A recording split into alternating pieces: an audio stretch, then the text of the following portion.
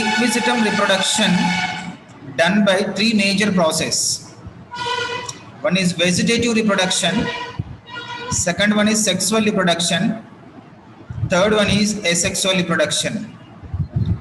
Vegetative reproduction and asexual reproduction occurs on the sporophytic plant. Vegetative reproduction done by the bulbs. The bulbil-like structures are developed on the rhizome. They are developed into new sporophytic thallus. And the vegetative reproduction done by the fragmentation of the rhizome. Each fragment of rhizome develop into new independent sporophytic plant. And asexual reproduction done by the spores.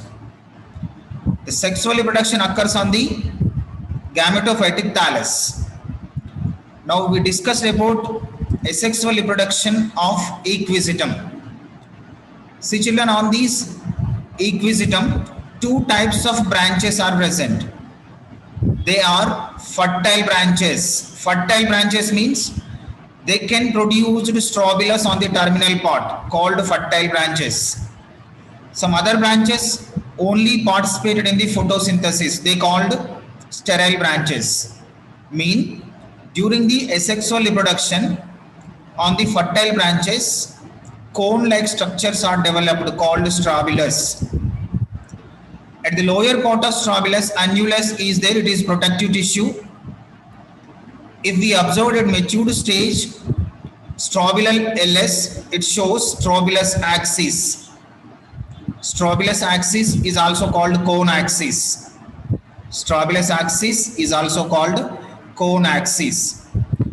Around the cone axis, umbrella-like structures are present. See children, it is umbrella-like structure. The umbrella-like structure is also called ventral view of sporangiopore. Ventral view of sporangiopore. See, these are the stalk-like structure. Umbrella-like structure containing one stalk-like structure. On the terminal part of each umbrella-like structure, plated disc-like structure is present. Below the disc-like structure, more number of sporangiums are present. They are look like a finger-like structures. They are look like a finger-like structures.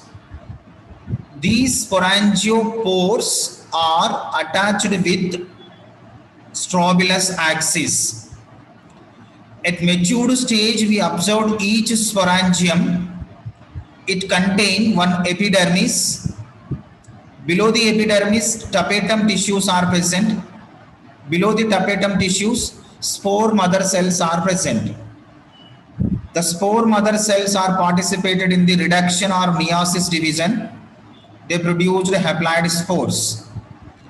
At matured stage of each sporangium, on the sporangium wall, stromium tissues are present. The stromium tissues are participated in the slitting or dehiscence. They released spores. The spores are released from the sporangium, and these are spheroidal structure. These are in spheroidal structure. Each spore containing 4 elaters.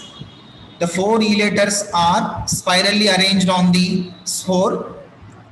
Each elater look like a spoon-like structure. Each elater look like a spoon-like structure. These are in hygroscopic condition. They are helps in the dehiscence or dispersals of the spores. And these haploid spores are developed into haploid gametophytic thallus. See, only in equisetum, the spores with elaters. Spores with elaters. The spores containing 4 elaters in the equisetum. It is the special type of spore with elaters in equisetum sporophyte. These spores are developed into haploid gametophytic thallus.